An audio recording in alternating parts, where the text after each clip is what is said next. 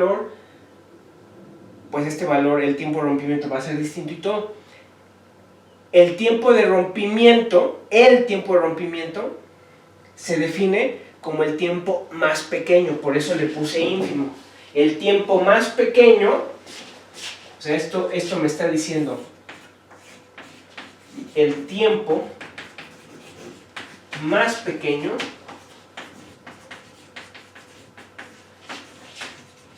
para el que ocurre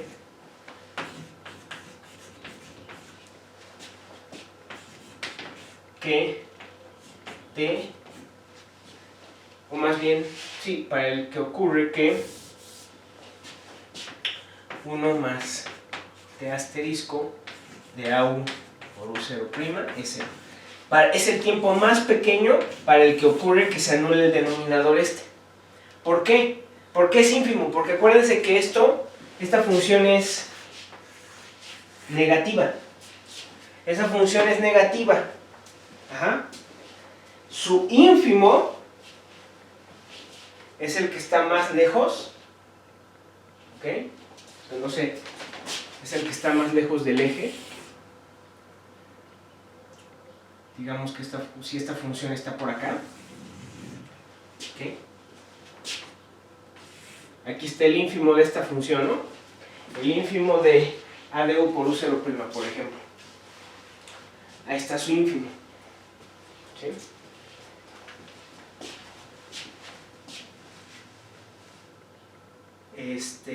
Se me fue la onda que les estaba diciendo.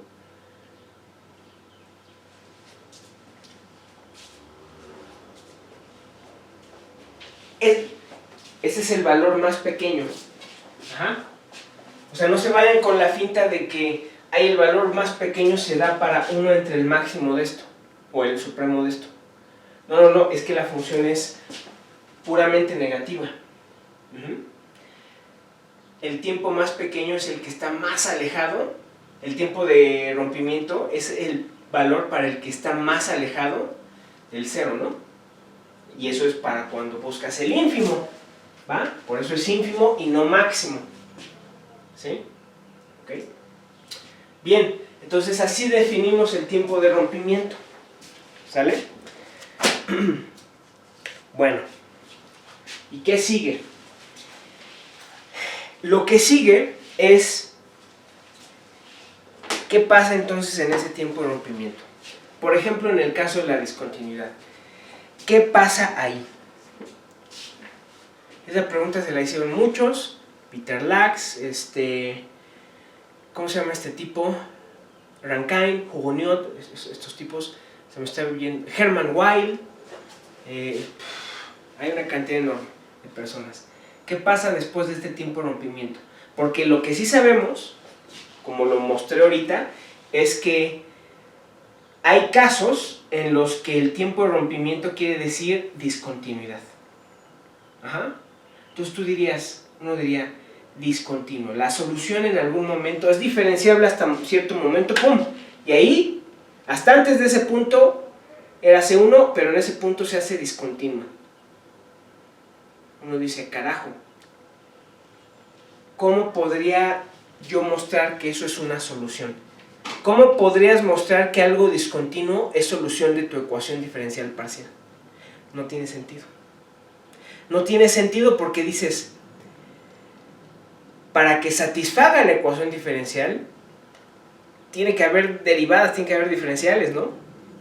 Tienes que poder sacar derivadas, pero por hipótesis, está suponiendo que hay una discontinuidad, ¿no? Entonces la pregunta que se hicieron esta gente es esto. ¿Ah?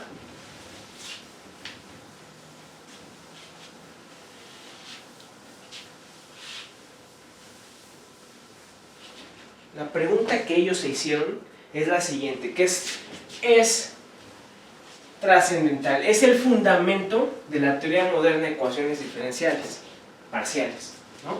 La pregunta es, ¿de qué manera, o cómo lo escribo?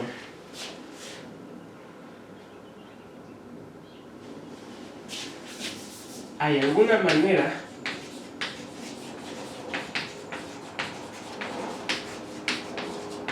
en que una función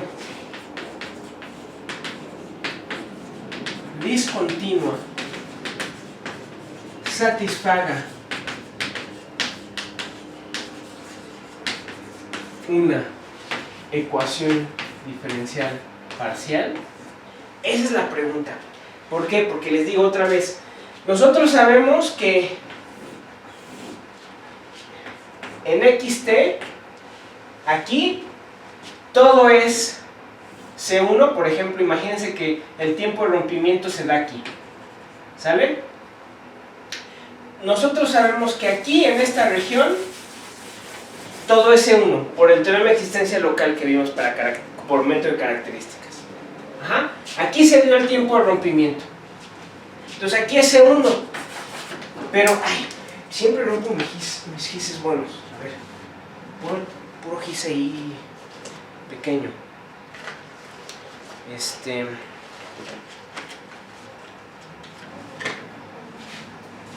Pero la pregunta es, híjole, ¿y qué pasa?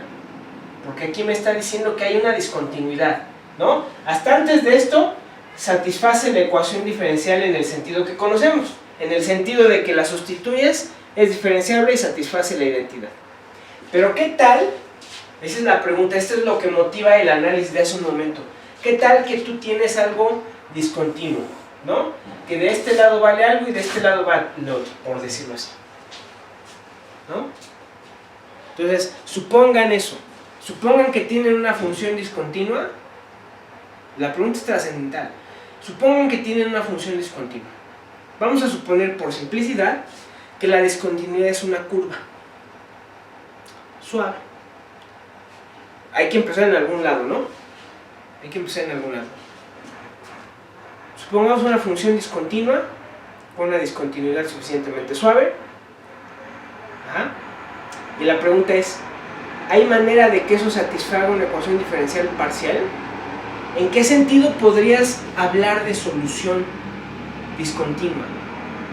¿Qué significa eso? ¿Qué significa que una ecuación diferencial parcial tenga una solución discontinua? ¿Puedes concebir tal cosa? Está raro, ¿no?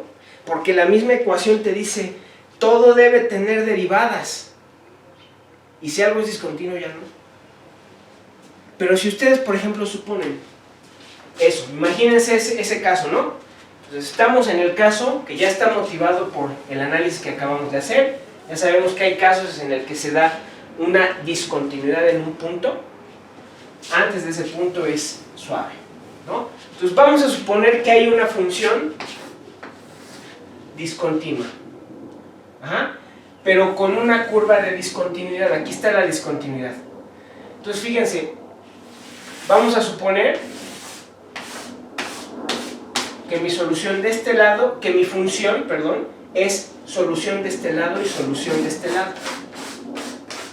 Pero es discontinua en esta curva. Ese es el caso más fácil de todo, en el que hay una curva de discontinuidad y aquí es solución y acá es solución, ¿no? Porque en tal caso, entonces uno diría, en esta región, en la región, digamos, izquierda, en esta región, como es una, sin la curva, como es una región abierta y es solución, pues satisface la ecuación, ¿no? O sea, quién sabe quién sea la u left, le ponemos, ¿no? Y u right. Son dos valores distintos, dos funciones distintas, que están pegadas. Digamos, la función está hecha de esto y esto, ¿no? Vale, toma este valor aquí, toma este valor acá, pero son distintos. Estamos suponiendo que es discontinuo. Sabemos de antemano que aquí se satisface la ecuación y acá se satisface la ecuación. Uno dice, ok, pero ¿qué pasa en la curva? Eso, como un todo, o sea, ¿cómo se dice? Satisfacerá, ahí, chequenme esto, será solución aquí y será solución acá, pero, a ver, ¿solución en todo lo es? ¿Cómo es? ¿Cómo es que es solución en todo? ¿Cómo aceptarías eso como una solución global, digamos, en todos lados? ¿No? O sea, sabes qué solución acá, es solución acá, pero no sabes cómo es que satisface, cómo es que la curva, la discontinuidad, juega un papel en esto. No sabemos qué pasa a través de la discontinuidad, ¿no? ¿Ok? Entonces, vamos a matematizar esto, ¿ok? Obviamente. ¿Va? Y esto de aquí, señores, es el primer concepto de solución débil. Viejo, y se los voy a dar así como es, viejo. ¿De dónde viene la idea? Fíjense en esto. Una ley de conservación, quedamos que era esto.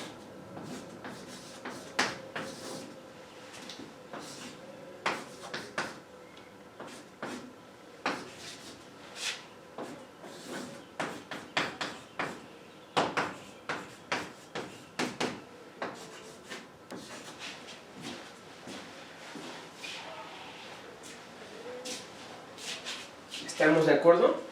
¿Sí o no? Ajá. ¿Sí o no? ¿Se acuerdan que así lo definimos? Una ley de conservación es esta, ¿no? Nada más que asumiendo que todo era suficientemente suave, todo lo de adentro, y usando el teorema de la divergencia, llegamos a que la ley de conservación en forma local cumplía una ecuación diferencial parcial, ¿no? Entonces, eso es muy importante. En física, los principios de conservación, o las ecuaciones de movimiento, mejor dicho así, las ecuaciones de movimiento siempre, primeramente, siempre se establecen en forma integral. Ajá. Siempre están en forma integral. Nosotros vimos un ejemplo de eso. ¿Cuál fue nuestro principio de nuestra ecuación de movimiento básica? Pues fue el postulado de conservación de masa. El postulado de conservación de masa dice: la masa de un cuerpo continuo es constante. Yo después dije, ok, si suponemos que es diferenciable,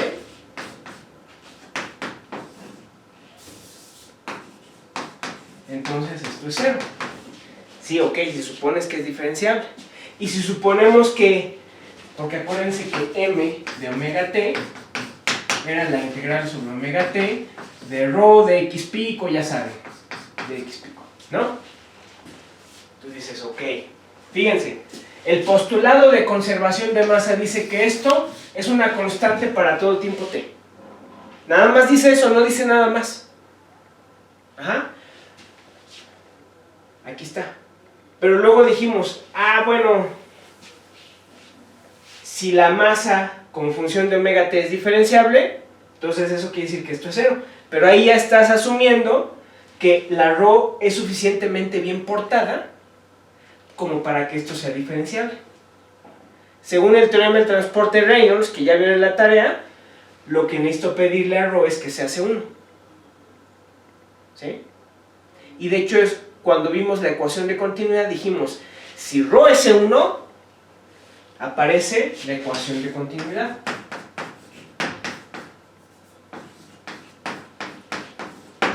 Ahí está mi ecuación, fíjense. Es lo mismo que esto, ¿no? Nada más que este está en varias variables. Aquí estamos en una dimensión. Ahí está mi ecuación de continuidad. Pero vean cómo el postulado en física, el postulado original, es este. Esto es una constante. No dice, ese es diferenciable, tiene que ser C1. No.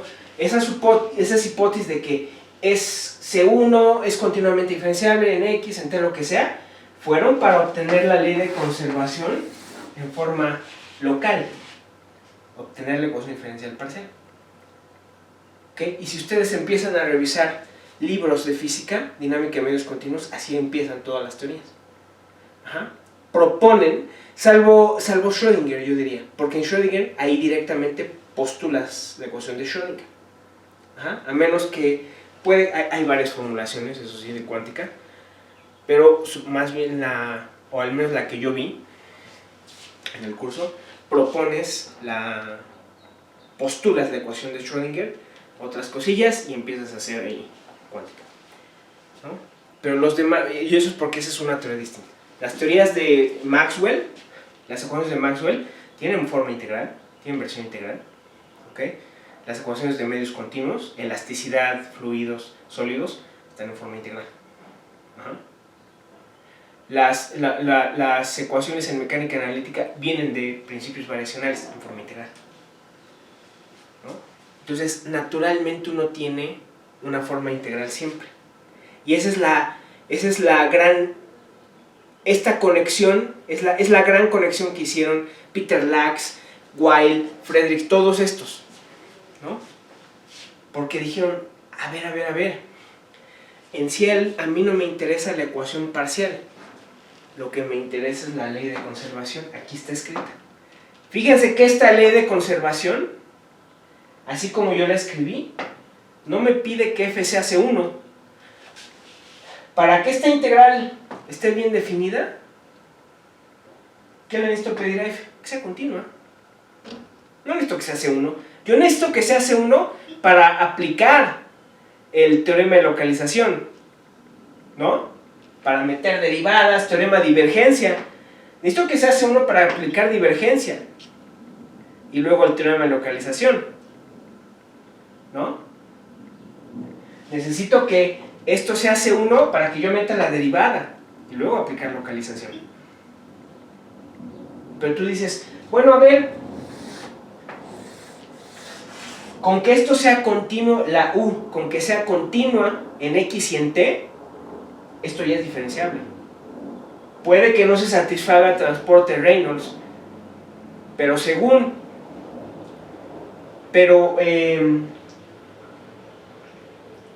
bueno, ahí sí voy a necesitar más bien que sea diferenciable, ahí sí, que sea diferenciable en T. Continua en X, diferenciable en T, ¿no? Con que esto sea continuo en X y diferenciable en T, esto ya es diferenciable. Entonces no necesito pedir que tenga primera derivada, otra vez no necesito derivadas en X. Entonces dices, a ver, espérate. El principio de conservación del que partimos no requiere toda la regularidad que ahorita nos está metiendo en problemas. Porque ahorita decimos, ay, ¿cómo vamos a concebir una solución discontinua? Pues así. F puede ser incluso discontinua y esto tiene sentido. ¿Sí o no? Una función discontinua integrable, ¿se la imaginan? Claro. Eso también. En X puede ser discontinuo. Y esto es integrable aún así.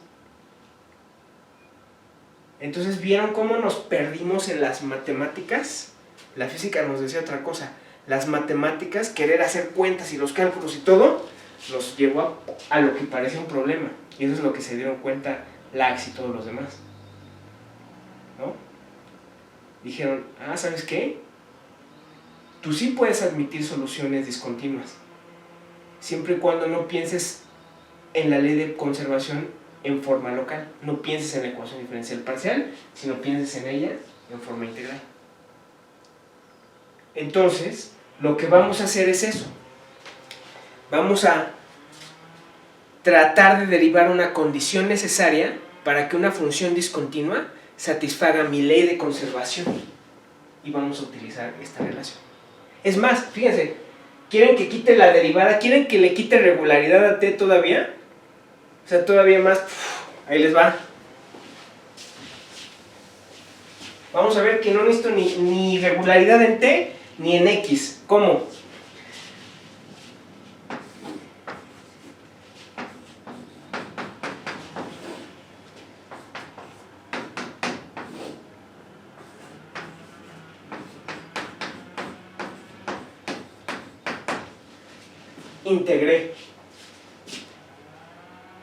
Integré y por teorema fundamental se integran entre dos tiempos T1 y T2, les queda esto. Y ahora sí dices, bolas de gorila. Aquí está otra vez reescrita mi ley de conservación. Para que esto tenga sentido, ¿qué necesito? Puede ser f continuo, por ejemplo, pero puede ser discontinua y esto ser integrable. La U discontinua en X y en T